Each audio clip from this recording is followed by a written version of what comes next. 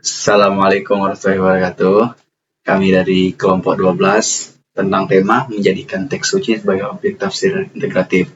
Dan di sini kelompoknya sendiri saya Muhammad Zari Maulana dengan NIM 2206 0611 0085 dan teman saya Ali Nur Fiki dengan NIM 220606110086. Baik, sini kami mendapatkan tema menjadikan teks suci sebagai objek tafsir integratif. Apa sih teks suci itu? Teks suci adalah teks yang bebas dari kesalahan baik isi maupun keasliannya yang merupakan pengertian dari syariah. Fathi Ad-Duraini menyatakan bahwa syariah adalah segala yang diturunkan oleh Allah Subhanahu wa taala kepada Nabi Muhammad SAW, baik yang ada dalam Al-Qur'an maupun Al-Sunnah Al-Sahihah, yaitu hadis-hadis yang dapat dijadikan hujah, yaitu sahih dan hasan. Al-Quran sebagai teks suci yang terucap. Secara umum diketahui bahwa kata Al-Quran berasal dari kata qura yang berarti mengumpulkan atau menghimpun. Qiraah berarti merangkai huruf-huruf dan kata-kata satu dengan lainnya dalam satu ungkapan kata yang teratur. Al-Quran asalnya sama dengan qiraah, yaitu akar kata masdar infinitif dari qiraah, qiraatan, wa quranan. Allah menjelaskan sesungguhnya kamilah bertanggung jawab mengumpulkan dalam dadamu dan membacakannya dalam lidahmu. Maka apabila kami telah menyempurnakan bacaannya kepadamu dengan perantaraan Jibril, maka bacalah menurut bacaannya itu. Al-Qiyamah ayat 17-18. Al-Quran sebagai kitab suci yang berisi teks-teks sakral yang merupakan sumber hukum Islam dengan kandungan yang universal, telah banyak orang membicarakannya dan menulis, tetapi tetap saja belum dipahami dengan baik. Baik, selanjutnya tafsir.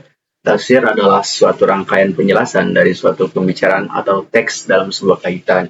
Ilmu tafsir adalah ilmu yang menjelaskan tata cara atau bagaimana teknik menjelaskan Al-Quran supaya berada dalam koridor pentafsiran yang benar dan baik.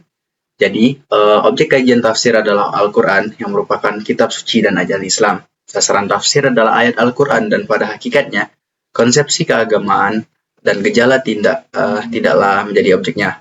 Hal ini disebabkan karena tafsir bertujuan menyusun teori keagamaan yang hanya diperoleh oleh ayat-ayat Al-Quran di sampingnya hadis. Tafsir dapat digunakan sebagai penelitian yang menjelajah. Secara etimologi, kata tafsir berarti al-ibanah wa kasfu al-mughta, yaitu menjelaskan dan menyingkap yang tertutup. Dalam kamus lisan al-Arab, tafsir berarti menyingkap maksud kata yang samar.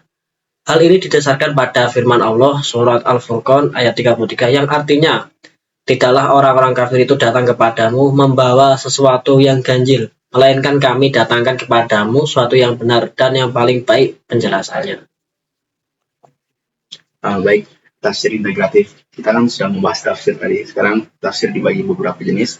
Salah satunya yaitu tafsir integratif. Adalah pendekatan tafsir Al-Quran yang mencoba untuk menggabungkan berbagai metode tafsir yang ada, seperti tafsir linguistik, tafsir sejarah, tafsir filsafat, dan lainnya.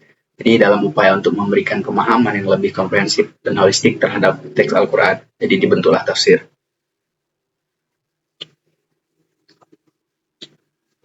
Tafsir linguistik. Pendekatan dalam memahami Al-Quran dengan fokus pada analisis bahasa dan struktur linguistiknya.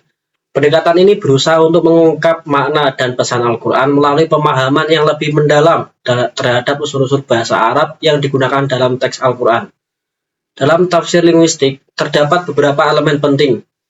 Tafsir linguistik juga memperhatikan tata bahasa Arab yang digunakan dalam Al-Quran, seperti tenses, bentuk kata, dan konstruksi kalimat. Ini membantu dalam memahami struktur kalimat dan pesan yang terkandung di dalamnya. Pendekatan ini membantu menggali makna yang lebih dalam dari Al-Quran berdasarkan bahasa dan tata bahasa Arab yang digunakan dalam teksnya. Kemudian tafsir sejarah. Jadi tafsir sejarah sendiri adalah Al-Quran, pemahaman mengenai konteks sejarah dan peristiwa yang terjadi pada masa turunnya ayat-ayat Al-Quran. Ini membantu kita memahami latar belakang sosial, politik, dan budaya yang mempengaruhi wahyu-wahyu Al-Quran. Tersebut beberapa faktor penting dalam tafsir sejarah Al-Quran, melibatkan kehidupan Nabi Muhammad, peristiwa-peristiwa saat itu, dan hubungan Al-Quran dengan masyarakat Arab pada masa itu. Jadi tafsir sejarah Al-Quran itu adalah membantu kita meresapi pesan-pesan Al-Quran dengan memahami konteksnya yang lebih luas, sehingga kita dapat mengaplikasikannya dengan lebih baik dalam kehidupan sehari-hari. Tafsir filsafat, suatu pendekatan dalam memahami Al-Quran dengan mengungkapkan konsep-konsep dan pemikiran filsafat. Melibatkan analisis mendalam terhadap teks Al-Quran untuk mencari makna dan hikmah yang ada lebih dalam serta mengaitkannya dengan konsep-konsep filsafat seperti etika, metafisika, dan epistemologi. Pendekatan ini dapat melibatkan berbagai tokoh dan aliran filsafat seperti Al-Farabi, Ibnu Sina, Avicenna, Ibnu Rushd, Averroes, dan bahkan pemikiran modern. Mereka mencoba menjelaskan konsep-konsep agama dan moralitas dalam Al-Quran secara lebih rasional dan filosofis. Penting untuk diingat bahwa tafsir filsafat Al-Quran tidak selalu diterima secara universal, dan pandangan berbeda bisa muncul dalam interpretasi teks-teks Al-Quran. Adalah salah satu dari banyak pendekatan yang digunakan oleh para ulama untuk memahami dan menjelaskan makna Al-Quran.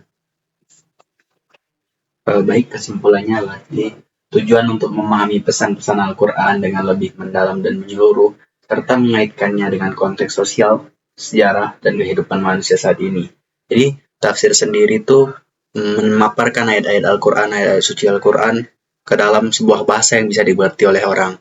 Jadi bisa tafsir integratif ini mencoba untuk memadukan berbagai sumber penafsiran dan ilmu pengetahuan guna memberikan pemahaman yang lebih kaya terhadap ajaran-ajaran Al-Quran. Jadi, tafsir itu adalah sarana pemahaman Al-Quran yang dijelaskan sebuah ayat yang dirinci menjadi sebuah arti dan makna yang bisa dipahami orang banyak.